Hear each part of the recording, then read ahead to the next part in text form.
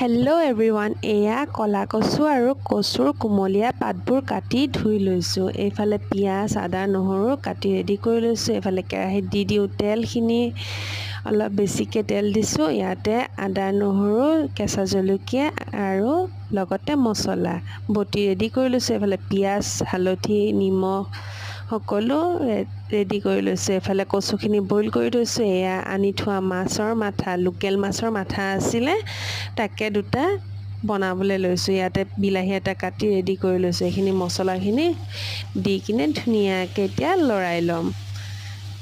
যেতিয়ালৈকে মছলাটো পক উঠি নাযায় তেতিয়ালৈকে ধুনীয়াকৈ লৰাই ল'ম। এয়া দেখিছেনে, খুব ধুনীয়াকৈ তেলটো বিৰিঙি উঠিছে, তাৰমানে মছলাটো পকি উঠিছে। এতিয়া দি দিম কাটি থোৱা বিলাহীখিনি, দি ধুনীয়াকৈ লৰাই অলপ ৰঙচুৱা হোৱালৈকে লৰাই থাকিম। এয়া দেখিছেনে, হৈ গৈছে। এতিয়া দি দিম বইল কৰি থোৱা কচুখিনি। এইখিনি অলপ পানীকৈ ৰাখিছোঁ, কাৰণ ইয়াৰে নীলা পানীটো খুবেই সোৱাদ, কাৰণ নীলা পানীটো খালে শৰীৰত ব্লাড আহে বুলি কিনে কোৱা যায়। এতিয়া দি কিনে ধুনীয়াকৈ লৰাই মেলি ল'ম।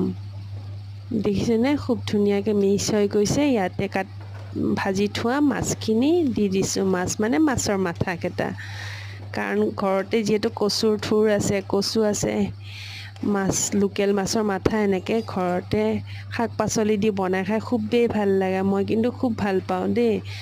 আৰু এইকেই মাহত যিহেতু কচু, পচলা এইবোৰ খুবেই খাব লাগে, কাৰণ শৰীৰত আমাৰ বহুতো পানীৰ পৰিমাণ প্ৰয়োজন হয়। সেইকাৰণে ঘৰৰে শাক পাতবোৰ বেছিকৈ খোৱা পৰে আমাৰ। এতিয়া পানী দি কিনে ধুনীয়াকৈ লৰাই ঢাকনিখন লগাই দিম। দেখিছেনে, ধুনীয়াকৈ হৈ উঠিছে। ইয়াতে কিন্তু ইমান জলকীয়া ইউজ কৰা হোৱা নাই, কম পৰিমাণে দিছোঁ, আৰু খাবলৈ খুব সোৱাদ হৈছে। ভিডিঅ'টো চাই ভাল লাগিলে লাইক, কমেণ্ট, শ্বেয়াৰ, ছাবস্ক্ৰাইব কৰি দিব।